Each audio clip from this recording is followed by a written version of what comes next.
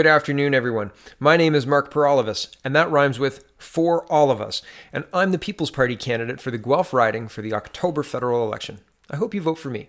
Today I'm going to talk to you about the People's Party plank on veterans, standing behind the men and women who sacrificed for our country.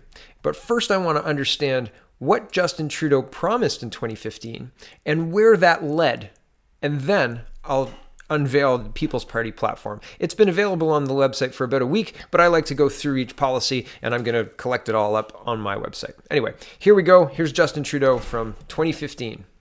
I earn the right to serve this country as your Prime Minister. No veteran will be forced to fight their own government for the support and compensation that they have earned.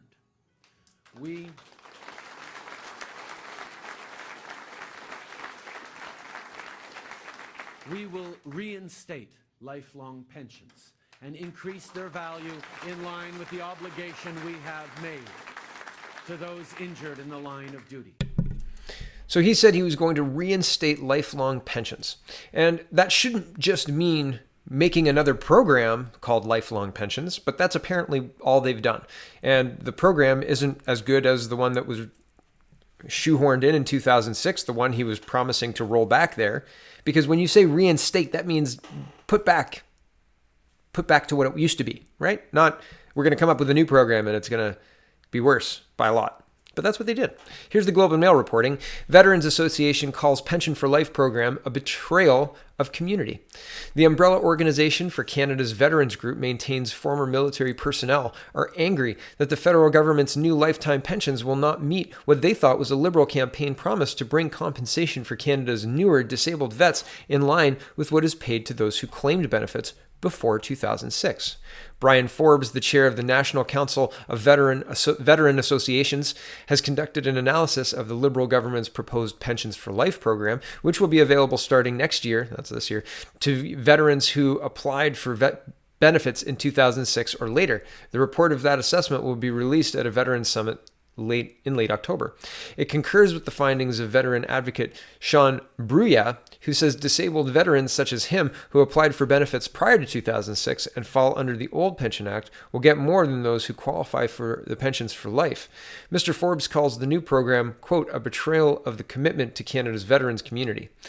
The Veterans Affairs Minister Seamus O'Regan has held more than 40 town halls with veterans to exalt the merits of the proposed pension plan. He also engaged in a public fight, both in print and in the court, with Mr. Bruya after Mr. Bruya wrote a column in the Hill Times, an Ottawa newspaper, in February that disparaged the new program.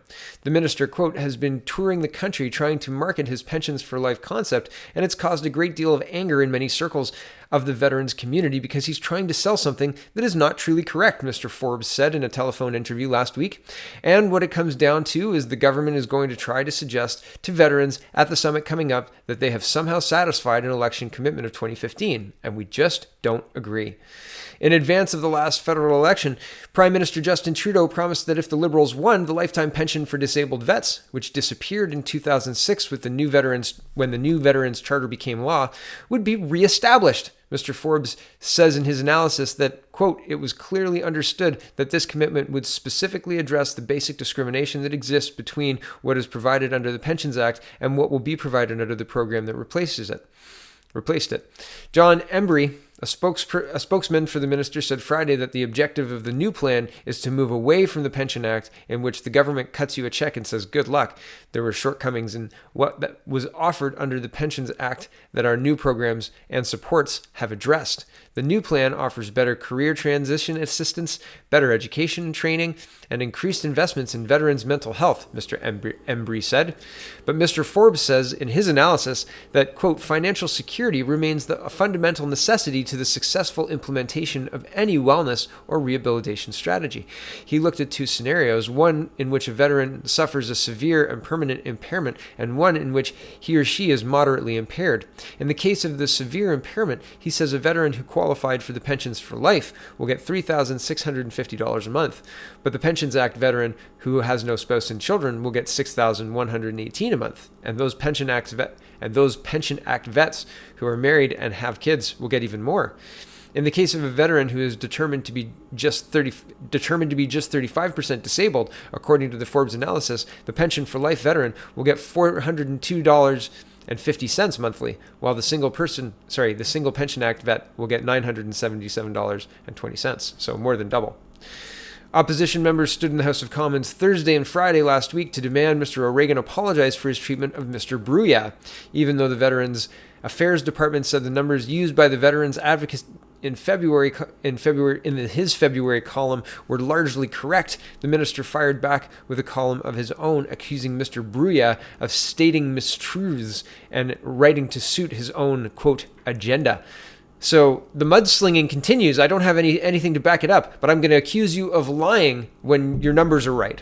That's interesting. Here's the People's Party platform. This was crafted by veterans, and I was in the room when they announced this for the first time, which was neat.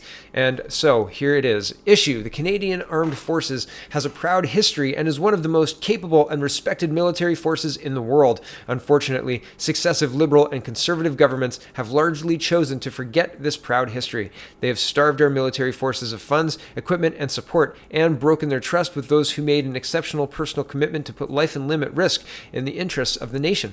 The backbone of any military is the character of the men and women who serve. The fastest way to demoralize and undermine a country's military is to fail to look after injured soldiers when they return home, or to provide for the families who did not make it back. For the families of those who did not make it back. I apologize. Facts: until 2006, veterans injured or disabled during military service receive a tax-free lifetime disability pension under the Pension Act, as determined by a veteran's disability assessment, including support and survivor benefit for spouses and dependent children. On April 1, 2006, the new Veterans Charter replaced those pensions with a one-time lump sum disability payout that is wholly inadequate, leaving many injured and disabled veterans in dire financial straits. It created two classes of veterans. The Trudeau government campaigned on the re-establishment of a lifelong disability pension, a pension for life, which actually amounts to a hodgepodge of existing benefits recycled and repackaged as something new. The Parliamentary Budget Officer has calculated that the pension for life provides the average veteran lifetime payments less than 1/3 of what would have been provided under the Pensions Act. Moreover, it has become increasingly difficult for veterans to navigate all the programs and obtain the benefits they are entitled to. When a veteran who has lost a leg asked Justin Trudeau at a town hall why his government was still fighting veterans and groups attempting to get the support they were promised, Justin Trudeau said, quote, "Because they're asking for more than we're able to give right now." Our plan. The Government of Canada has an obligation to honor the nation's sacred commitment to our military men and women and make sure our veterans receive the support they deserve. A People's Party government will recognize and respect the unique sacrifices of those who serve and have served in Canada's armed forces. Enshrine in legislation the country's obligations to our veterans in a military covenant between the government and those who serve in the armed forces.